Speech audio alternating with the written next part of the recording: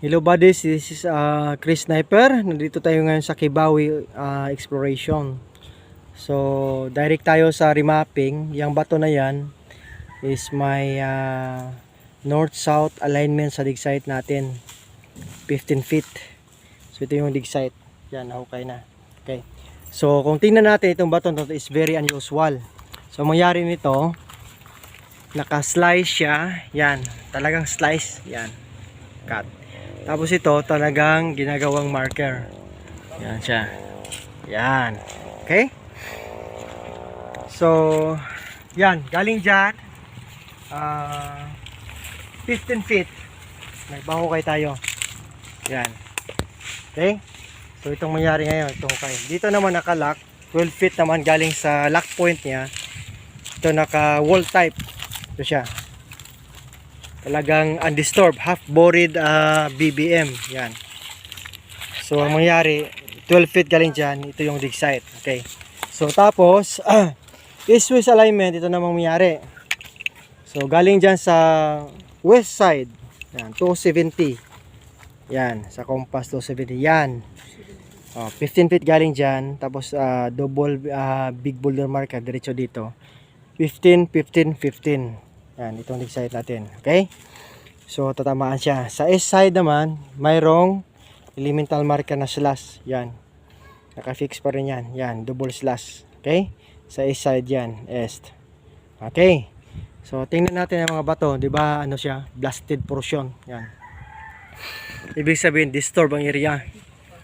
So, tapos ang creek nito, yan. Nakapaligid dyan. Yan, nakapaligid ang creek. Tapos pati ang road. Tapos dyan is Pulangi River. Okay? So ngayon, explain natin ang hukay natin. So yan na. Ito, nagpahukay tayo, nagpa-trenching. Para makita yung hidden trail markers. Okay? So, pag hukay, wala pang 1 foot, lumabas to. Yan. Dalawang blockage. Yan. Una ito, yan na kurba na metal element stone. Yan. Tapos dito, yan, passage. Patungo doon sa yung slash na bato, yan, direct. So north-south alignment, tatama to. Tapos nakalaksa dito, ito nakaslide naman na bato to, yan. Ito, nakatriangulit sila. So ibig sabihin, nagtriangle ang big boulder sa ilalim. 1 foot pa lang yan, lumabas, yan. Okay, so yun hukay. So yung mga tropa natin. Okay. Yan, okay. So ngayon, pakita natin anong marker na kuha natin. Okay, brother. So si brother mag-explain ito. Una, ito. Una, ulo. Parang ulo. Oh, di ba? Ito siya. Tapos yan. Ito ng pangalawa, cutted stone. So talagang kinakat. Yan, ito. Okay, so yan. Dito naman, di ba? Cut talaga. So unusual. Ito naman siya. Okay, yan. May hole. Okay? Baliktad. Okay, yan. Parang arrow direct under. Okay? So yan, blockage yan na stone. Diba? Yan yung una nakuha. Okay? So ibig sabihin, itong setup na to is preparado talaga. Yan, klarong-klaro yan ha. Cutted stone na marker. Ito. So nakuha natin to dahil sa mga yan. Sapul siya. Ay, oo, no. Yan. So, ma-attach siya. Pasol tayo pa rin. Yan. Yung isa pa rin, nakatid. Yan. Yan. Sakto na doon. Sakto na. Sapul. Yan, sapul. Yan. Diba? Okay. So, puro pa rin siya, pasol type sa ilalim. Yan, sapul na sapul yan. Yan. Okay. So, magaling talaga si bro magano Okay, mag-set up ng mga cutted stone. So, ito na design natin. Almost 2 feet pa lang. Yan. Lumabas ng mga big boulder. So, ibig sabihin, palakihan natin yung dig site doon. Kunin yan. Saka dito, saka dito. So, mag-cope up tayo ng 5 by 5 feet square meter. Or 5 feet by 5 feet yan sa dig site. Para ma-cope up natin. Dahil nakalak lahat Yan, dyan sa east portion yan. Sa west portion naman ito. Yan. Very remarkable. Okay, dito naman sa other side. Yan, mga tropa natin. Yan. Okay, dyan, 15 feet. Ito. Tapos dito sa finale natin na marker na fulcrum point. Yan. Okay? So, yan lang. Buddies, importante. Okay. So, sapol-sapol na ang dig site. So, yan na. Tapos, may pinatestig pa tayong isa doon sa baba. Nakalain pa rin dito. Jesus alamin. So, sa may US siya. Doon yun, no? So, tingnan natin.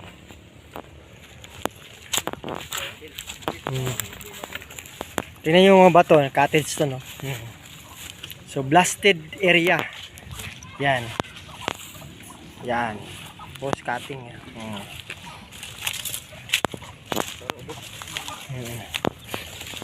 Dito. Oh, kasi yung box type. Okay. So dito pa rin, yun pa rin ang setup. Yan, may kalabaw. Ito yung pinahukay natin kanina.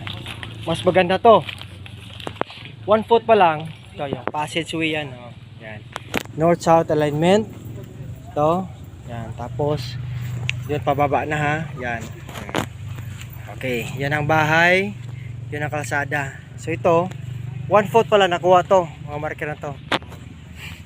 Okay. So ito ngayon mangyari. Yun pa rin setup. Naka green degrees. So ito yung hukay natin. Unang pinag-testing. Mayroon parang wall type na bato. Yan siya. Okay. Diba? So itong very remarkable marker na tinatawag natin na inventory marker ito. Box type. Diyan nakuha to. Pati yan Okay. So ito yung box type. Yan. Okay. So pag susukatin natin, ito siya. 11 feet. Dito 9 feet. 11 inches. 9 inches. Yan siya. Okay. So itong box type na to, sa ilalim na to kuha. Almost 2 feet, no? Okay. So ngayon, ang mangyari, may marker to sa taas. Yon, heart type marker to siya. Naka-heart yung bato. Then sa gilid niya is may tinatawag na itong box type marker. Ito siya. Box talaga. Forma yan. Ito. Diba? Naka-box. So ano makita mo sa taas, makita mo rin sa ilalim yan, no? Diba? Naka-box type. So yan ba rin sa tandaan natin na hindi tayo magpataka o hukay. Dapat impromptu. So east-west alignment. So galing dito, naka-Jewish na to. Jewish tayo 3 feet. Dito ang dig site. So pointer niya ito. Ito. Ang arrowway. Yan. Dito. Sa dig site. So ano nakuha natin na marker? Ito. Ito siya. So ngayon, nakuha to siya. Tingnan natin sa top niya. Saan to? Bro, ganun mo. Sukatin mo. Yan siya. So, andyan sa 11 feet. 11 feet. 11 inches. Inches, sorry. Kabila. Dito naman siya. Yan. So, 9 inches. Okay. Dito. Okay. So, baliktarin mo. Baliktarin muna. Bato, baliktarin mo. Yan. Yan siya. Yan pa rin. Tapos, baliktad sa kabila. Dito banda. Okay. Ayan. Cottage stone talaga. Perfect ang pagkagawa. Yan. Tapos sa kabila naman. Ayan. Sige. Sige pa. I-drop. Okay. So, ayan. So, talagang kinakating siya. Yan, no? Kita nyo. Perfect cutting. So, dyan ako. Yan sa center. Yan. Okay? So, itong ibig sabihin ng bodies na inventory marker. So, ang target natin dito is shallow deposit. Yan ang marker. May hole yan, no? North-south alignment yan. Ito yung area. Yan. Okay? So, balik bro sa yung box type. Okay. Okay, sige, good. Yan. Box lang. Yan, yung box. So, pag makita kayo sa ilalim nito, sa treasure hunting, sa explorers, pag maghukay kayo na may ganito, na talagang bato lang siya, pero pinurmang box. Yan. Yan. Tingnan natin may ganyan, di ba? Box talaga. Balik. Lagyan mo ng bato sa Yan, di ba? So, ibig sabihin nito is, inventory marker. That means there is something, a box of deposit under the dig site. Okay? Konfirmado siya sa STM. Ito, tinatawag natin itong HTM or hidden trail marker. Ito. Ba? So ano masabi nyo? Bato na pinupurmang box. Hindi natural ang formation. Talagang ginagawang box. Yan. Di ba? Kunan natin ang angle. Yan. Cutted stone talaga. Okay? Pero may box formation. So ibig sabihin ito, inventory marker. Ayan. Okay. Sa top ng may heart marker ito, yan. Heart yan siya, ha? Na stone heart, yan, ganon. Pointing here, okay? Tapos may boundary here, yan. Ibig sabihin, itong box na to, na makita sa heart, sa gilid, okay, yan. Ito siya. Naka-box talaga yan, di ba? So, same sa taas, yan. Box pa rin, ha? Tingnan nyo, yan. Ang box na yan, na STM or surface trail marker ay na-confirm natin sa dig site na kaparihan niya. Okay, pakisukat bro. Ito. Okay. Okay, yan siya 8.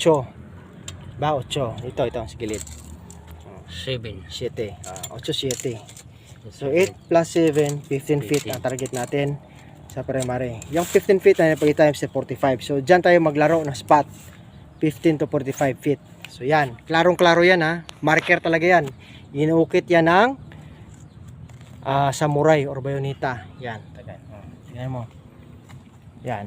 So wala tayong masabi niyan. Talaga siyang ukit talaga, di ba? Box talaga siya. So ibig sabihin itong box na to is replica lang ng box under. Ang pointer niya is due west. Okay. Kumpasan natin para makita niyo paano gumamit ng kompas. Yan. Okay. Yan na. So, dyan sa pointer niya, okay, tingnan yung kompas. Yan. 90 degrees, bakasimot, 270 due west yan. Bakasimot ka 90 degrees. So, galing dyan 3 feet, due west to siya dito, sa dig site natin, ito. Ito yang, dito nakuha ang box type, ito. Yan. Okay.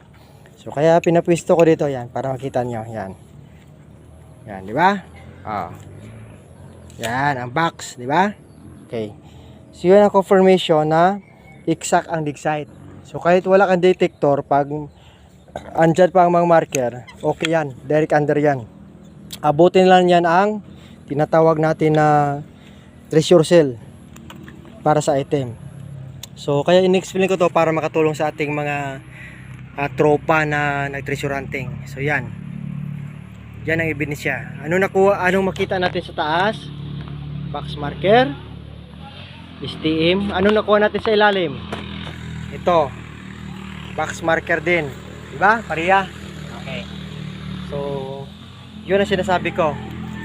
Na remapping. Ang proper procedure ay prepare the team. Then, after that, pag andyan ng team, survey the area, remap the area. Then, trenching. Ito yung pangatlo. Trenching. Yan. Yan ang ebidensya. Yan. Then, after that, full blast operation. So, ito natestig na. Natestig na din doon. Actually, marami pa dito. Kasi kuko pa dyan ng mga 8 to hanggang 9 na deposito sa isang IJA or IGN site. So, ito yung pinaka very relevant na marker. Yan. Diba? Cutted stone na may box type. Then after that, happy retrieval.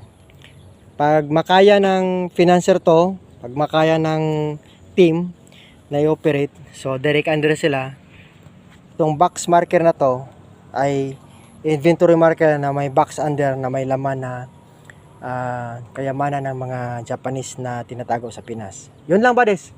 Napakasimple, di ba? So hopefully may natutunan kayo sa vlog namin. Tapos this is Chris Sniper once again saying eat, sleep and explore and Bansai. So ito yung area. Bansai. Bansai. Okay. Bansai. Okay. Okay.